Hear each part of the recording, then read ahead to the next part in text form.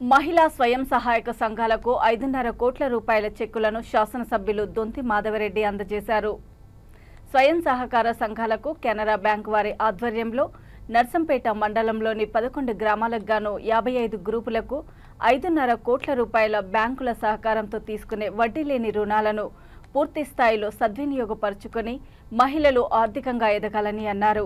గ్రామాలలోని ఇంటి పరిసరాలలో కూరగాయల చెట్లు పెట్టడము, కోళ్లు మేకల పెంపకము, పాల ఉత్పత్తులు చేయడం ద్వారా గ్రామాలు ఆర్థికంగా ఎదుగుతాయని తెలిపారు. మహిళలను కోటీశ్వర్లు చేయడమే కాంగ్రెస్ ప్రభుత్వ ధ్యేయమని అన్నారు.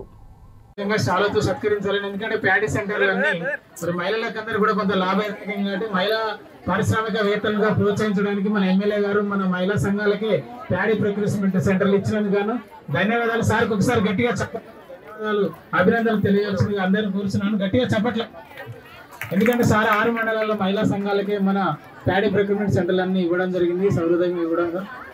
రవి చాలా ఇక్కడ ఎంఎస్ఏ సత్కరించాల్సింది అడిషనల్ డిఆర్డీఓ గారిని, ఎంఎస్ గారిని, డిపిఎంసీను, అదేవిధంగా ఈ మార్కెట్ని కమిటీ వాళ్ళని కూడా అందరు కూడా కోరుచున్నా. సారు మరి అన్నీ చెప్పడం కొంత సారు మీకు రియల్గా మన భాషలో చాలా చక్కగా వివరించారు. అన్ని కార్యక్రమాలు కూడా క్లుప్తంగా చెప్పడం జరిగింది. సో సారుకు మనందరి తరఫున మనందరి మండల సమైక్య తర్వాత 10 గ్రామాలు మన నర్సంపేట నియోజకవర్గ శాసనసభ్యులు గారికి, ఎమ్మెల్యే గారికి ప్లాంట్ అందజేస్తున్నారు మండల సమైక్య ఊబీ వారు. గౌరవనీయులు శ్రీ పాలయ్య శ్రీనివాస్ గారు ఏఎంసీ చైర్మన్ నర్సంపేట గారిని కూడా వేదికను అలంకరించవలసిందే కోరుచున్నాను. అదేవిధంగా శ్రీమతి రేణుకాదేవి అడిషనల్ డిఆర్డీఓ సేర్పు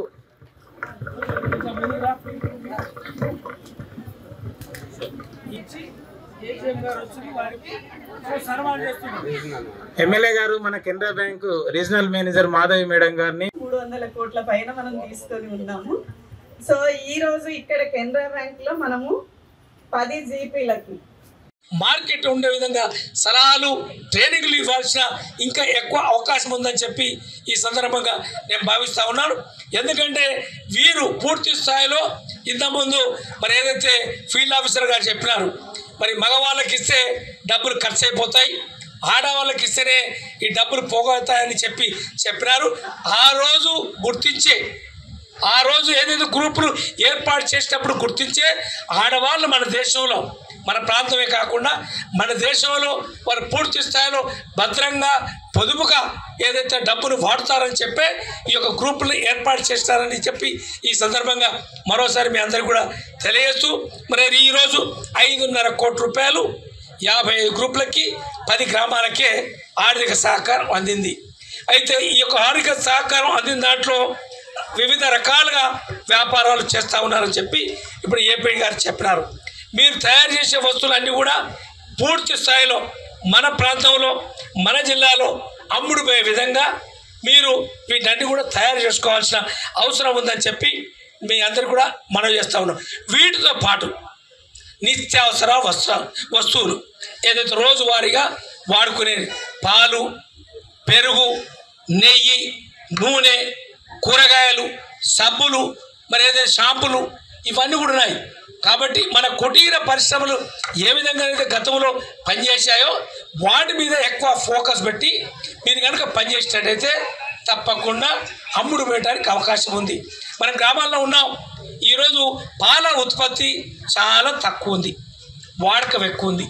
కూరగాయల ఉత్పత్తి తక్కువ ఉంది, మనం వాడేది ఎక్కువ ఉంది, మన ఉత్పత్తి లేదు.